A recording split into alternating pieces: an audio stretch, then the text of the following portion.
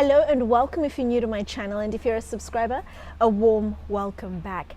Today's video is another subscriber request, surprise, surprise, and she approached me with a two-pronged request. The first was she loves her designer flats, but she finds it very difficult to walk in them as they have zero grip.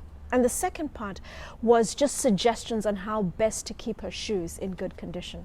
What I'll do is deal with her first question, and then the second half, I'll make it applicable to shoes across the board for women, so whether they're flats or heels. I'm Anesu Sagonda and I manage a luxury lifestyle management business in London. My content is largely educationally focused and geared towards people who are typically new to money or keen to explore alternate mid-lux or super brands that are a little under the radar but still heavily weighted on quality.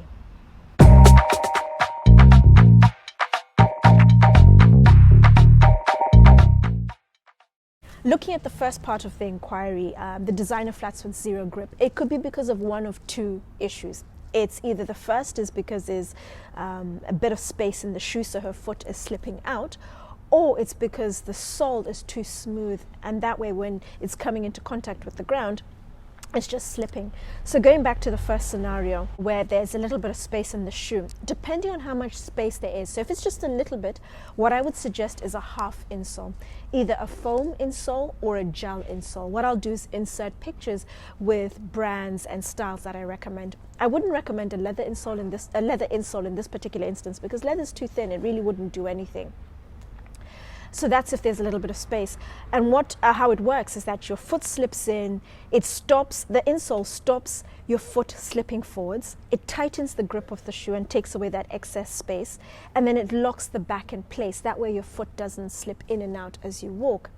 But if there's quite a bit of space, let's say a whole shoe size where you can fit your finger, then I would suggest a full insole, again foam or a gel insole.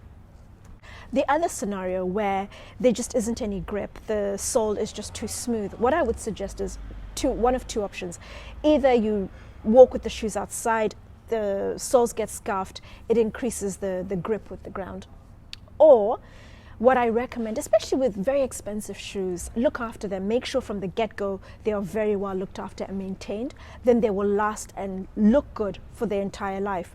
What I would suggest, as I do with heels, is getting a half rubber placed under the sole. That way you protect the sole of the shoe. And the second thing is it grips. That rubber sole makes sure the shoe is able to grip the ground as you walk. But what I suggest is wherever you get this done, please make sure that rubber sole is very, very thin, almost paper thin, like cardboard thin, should I say. If it becomes too thick, you find, especially with heels, that it starts to break the heels. That's something that will definitely occur if that rubber sole is too thick.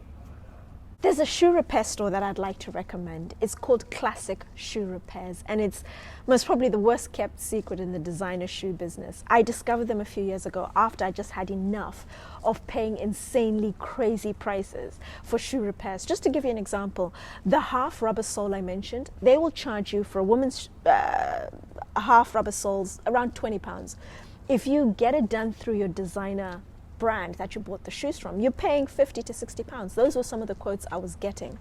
But this business is located in, it's just north of Camden towards Kentish Town, and it's a private family-run business, started in 1963. The owner is in his 80s, but he's since handed over to his two sons. They're pretty much always on site. They are so attentive, they're professional and incredibly knowledgeable, and they run a very slick operation. They pretty much take care of the majority of designer shoe brands, with the exception of the brands that do their own repairs in-house, like Prada and Mimi, for example. And they don't just repair shoes, it's anything leather. So largely, but not exclusively, shoes, there's handbags and belts. And the quality, the level of craftsmanship you get there is phenomenal. I cannot recommend them highly enough. And it's the only place I would recommend or would take my own shoes for repair. So that's Classic Shoe Repairs. I'm going to include their address details in the description box down below. But what I will do is I will also talk about a number of other issues that typically arise when it comes to shoes and offer solutions before I end with some of my suggestions for keeping your shoes in good condition. The reverse of my first inquiry, instead of the shoe being too big, it's too small. What do? You have two options. You can either stretch it yourself. I would suggest putting on a pair of sports socks, put on the shoes, and then they stretch. Or you can get it professionally done, whereby they put a heated last into the shoe. It heats the shoe, stretches it, and then it's cooled down, but the last is kept in the shoe. That way it cools down at the new size. It's done a little bit at a time, because if you overstretch the shoes, then you cannot wear them. You can't reverse the overstretch effect. The other thing when it comes to stretching is there's a spray called Stretch and Spray on the market. I'm not a big fan of it, purely because water is one of the biggest enemies to leather, and it works on the principle of water being used to then stretch it. You put the shoe on and it stretches it. You will always get water stains in those shoes, and I'm against that. You're spending a lot of money. Why would you stain it? It's the same concept as wet stretching, an olden day method they used to do. Again, putting a wet item into the product and then just letting it dry with that wet item. You will always get wet stains. I'm not a big fan of Stretch and Spray. The other thing is blisters. Blisters work on the same principle of the shoe is too small. Again, it needs to be stretched. Put it on with either socks and let it stretch over time, or get it professionally stretched. The other issue is another situation that typically arises with shoes is the grip. If you have a pair of sandals, for example, and you need the added grip on the back, the strap keeps falling down. Either get the strap adjusted and it's made smaller, but if you get to the point where it has been made smaller but it actually starts compromising on the quality of, on the comfort of the shoe, then what I recommend, which is what I do a lot, is using double-sided clear tape. It looks neater, you can't see anything, you just cut a bit, attach it to the back of the shoe, and then tape it to your foot and also tape it to your shoe. Make sure you don't have any lotion so it sticks, and then your strap just stays up on your sandal. You can also get clear silicone grips that you can put at the back of your shoe, but it works on the same principle as the clear tape, and it's cheaper. The clear tape is cheaper and a lot more effective, and it's something that you can use with clothes and other things as well. Last but by no means least is inserts. I will insert pictures of inserts. I highly recommend, either for fallen arches or for high arches.